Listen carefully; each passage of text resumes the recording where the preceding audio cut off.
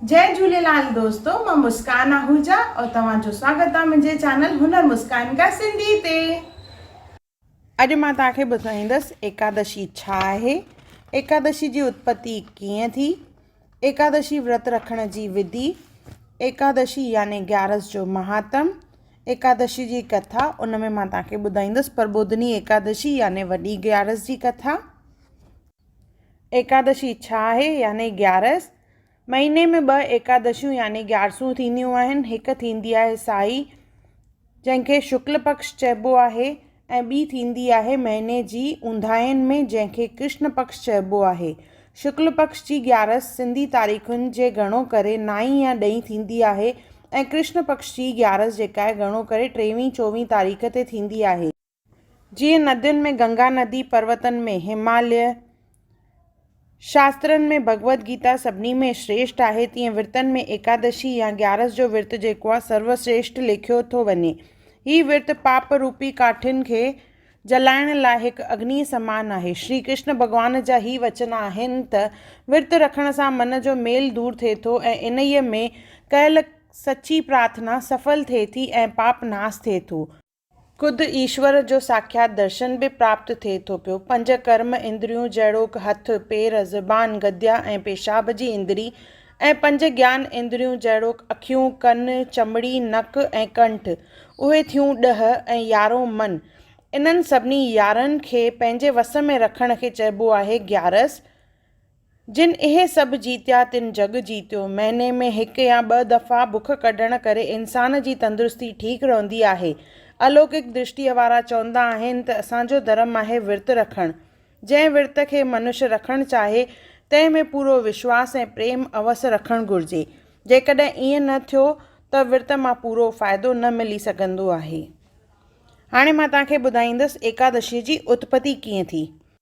एकादशी जी उत्पत्ति कतीअ जे कृष्ण पक्ष एकादशीअ खां वठी थी आहे। सतयुग में मर नाले हिकिड़ो दैत पैदा थियो, जंहिं देवताउनि जे राजा इंद्र खे जीते पंहिंजे वस में कयो। तॾहिं सभु देवताऊं दुखी थी शंकर भॻवान वटि आया। शंकर भॻवान वरी खेनि विष्णु भॻवान वटि वञण लाइ चयो। उते पहुची सभई देवताऊं विष्णु भॻवान जी स्तुति करण लॻा ऐं पंहिंजो सारो हाल ॿुधायूं। पोइ भॻवान देवताउनि सां गॾिजी मर दैत वटि आयो ऐं ॿिन्ही जे पाण में लड़ाई थी। भॻवान ॾिठो त जेसिताईं हिन खे पंहिंजे बल जो अहंकार पैदा न थियो आहे तेसिताईं हिन जो मरण ॾाढो ॾुखियो आहे। सो विष्णु भॻवान बद्रिका आश्रम में हिरोती नाले गुफ़ा में वञी आराम कयो। मर दैत हाणे सम्झण लॻो त मूं जहिड़ो ताक़तवर केरु कोन्हे को। विष्णु भॻवान पिणु मूंखे ॾिजी भॼी वियो आहे, पर हाणे इन्हीअ खे बि मारे त्रिलोक जो राज हथ कंदुसि। इहो वीचार करे भॻवान जे पुठि वठंदो उन ई गुफ़ा अंदरि घिरी वियो ऐं भॻवान खे मारण ते चाहियाई त एतिरे में ओॾी महिल हिकु महातेजवान कन्या पैदा थी, जंहिं मर दैत सां लड़ाई करे इन जो अंत आंदो। एतिरे में भॻवान जी अखि खुली ऐं ॾिठाई त दैत मओ पियो आहे।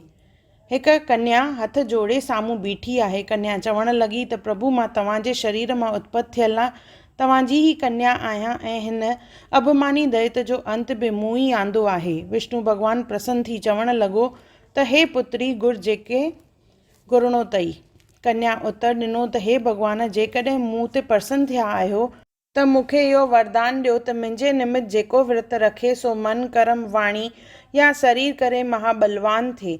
श्री विष्णु भॻवान चवण लॻो त चङो, ईअं ई थींदो। तूं मुंहिंजी परम शक्ति आहीं। जेके मुंहिंजा भॻत आहिनि से तुंहिंजा बि थींदा ऐं टिनी लोकनि में प्रसिद्ध थींदा ऐं अंत में मुंहिंजे लोक में अची वासो कंदा। हिननि जा सभु पाप नाश थी वेंदा। सभिनी तीर्थनि खां बि तुंहिंजे विर्त जो फल वधीक थींदो। इहो वरदान ॾेई विष्णु भॻवान अंतर्ध्यान थी वियो। ही एकादशी जो विर्त सभिनी विर्तनि में सार विर्त आहे। एकादशीअ जो महात्म यानी ग्यारस जो महात्म। ज़ुबान खे ताक़त न आहे जो एकादशीअ जी महिमा वर्णन करे सघिजे। जीअं श्रीमद भगवत गीता सभिनी वेदनि ऐं शास्त्रनि में सार आहे, तीअं एकादशी बि सभिनी व्रतनि जो सार व्रत आहे। एकादशीअ जो व्रत पाप रूपी काठियुनि खे जलाइण लाइ हिकु क़िस्म जी अग्नि आहे। एकादशी जे विर्त जो फल देवताउनि खे बि मिलणु मुश्किल आहे। वधीक एकादशीअ जे महात्म जी विधि हर हिकु एकादशी जे पछाड़ीअ में ॾिनल हूंदी आहे। एकादशी जी कथा। एकादशी जी कथा हर कंहिं एकादशी समय अनुसार वर्णन कयल आहे। एकादशीअ जे विर्त जो फल हिकु पासे आहे त एकादशी जे कथा जो फल ॿिए पासे आहे। जो मनुष्य फ़क़ति एकादशी जी कथा पढ़े या ॿुधे थो ऐं ॿियनि खे ॿुधाईंदो, तंहिंजी महिमा चित्रगुप्त बि लिखी नथो सघे त विर्त रखण वारे जी महिमा केरु आहे जो चई सघंदो। विर्त रखण वारे खे एकादशीअ जी कथा अवश्य पढ़णु या ॿुधणु घुरिजे। हाणे मां तव्हांखे ॿुधाईंदसि प्रबोधिनी एकादशी, जंहिंखे असां वॾी ग्यारस बि चवंदा आहियूं।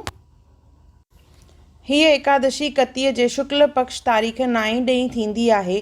अॼोके ॾींहुं सभु देवताऊं दुखी थी श्री विष्णु भॻवान वटि आया। इन ई वक़्तु श्री विष्णु भॻवान सुम्ही पिया हुआ। भॻवान खे जाॻाए प्रार्थना करणु लॻा त हे दयालु, बिनकासिर दईत सभु वेद शास्त्र खणी वञी समुंड में लिकी वेठो आहे। कृपा करे इहे वठी ॾियो। इन्हनि जी इहा वेनती ॿुधी भॻवान समुंड में टुॿी हई दैतनि खे मारे सभु वेद शास्त्र वरी देवताउनि खे वठी ॾिना। महाभारत जे ज़माने में भीष्म पितामह बि जॾहिं ॿाणनि जी सेजा ते सुम्हियो पियो हो, तॾहिं इन ई एकादशीअ जे ॾींहुं अर्जुन हिकिड़ो महाभयंकर बाण पृथ्वीअ में हणी गंगा जल कढी भीष्म पितामह जो दुख दूर कयो।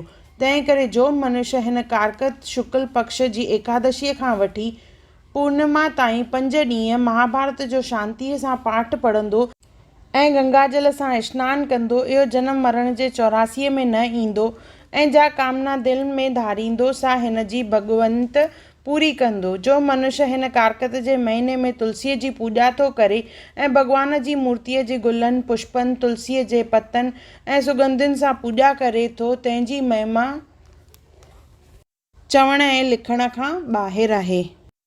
विष्णु भॻवान चयो त हे देवताऊं, जेको मनुष्य नर या नारी यज्ञ, हवन, दान, तपस्या ऐं तीर्थ करे थो सो स्वर्ग माणे थो, पर जो मनुष्य कारकत जी एकादशीअ में व्रत रखे थो सो मूंखे प्राप्त करे थो। बोलो विष्णु भॻवान की जय। साल में लॻभॻि 24 एकादशियूं ईंदियूं आहिनि और 24 एकादशियुनि जो नालो अलॻि आहे ऐं उन्हनि जी कथा बि अलॻि अलॻि आहे। त मां कोशिशि कंदसि त हिकु हिकु करे अपलोड कयां, त वीडियो ज़रूरु ॾिसिजो।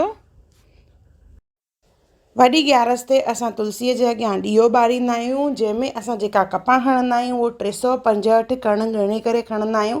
कपा हणणी आहे उनखे 365 दफ़ा ॻणे करे उनखे असां वटि ठाहे उन मां ॾीओ ॿारींदा आहियूं। घर जो हर हिकु भाती 365 कण वारी ॾीओ ॿारींदो आहे। किन घरनि में हिकिड़ो ई ॾीओ ॿरंदो आहे और इन ॾींहुं असां भीखमनि जो याने भीष्म पंचक ॾीओ बि ॿारींदा आहियूं।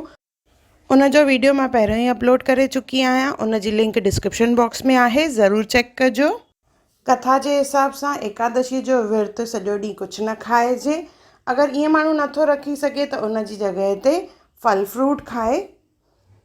उनखां पोइ अगरि उहो बि नथो रखी सघे, माण्हूअ खे कुझु खाइणो आहे त उन में ग्यारसी खाधो ई खाइजे। अन्न जो बिल्कुलु बि सेवन न करिणो आहे।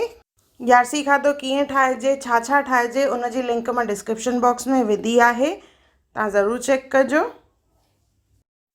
उमेद कयां थी त तव्हांखे मुंहिंजो वीडियो पसंदि आयो हूंदो। कमेंट सेक्शन में ज़रूरु ॿुधाइजो। अगरि तव्हांखे मुंहिंजी वीडियो पसंदि आई हुजे त उनखे लाइक कजो, मुंहिंजे चैनल खे सब्सक्राइब कजो, इंस्टाग्राम ते ज़रूरु फॉलो कजो और मुंहिंजी वीडियो खे ज़रूरु शेयर कजो। और मुंहिंजो वीडियो ॾिसण लाइ धन्यवाद।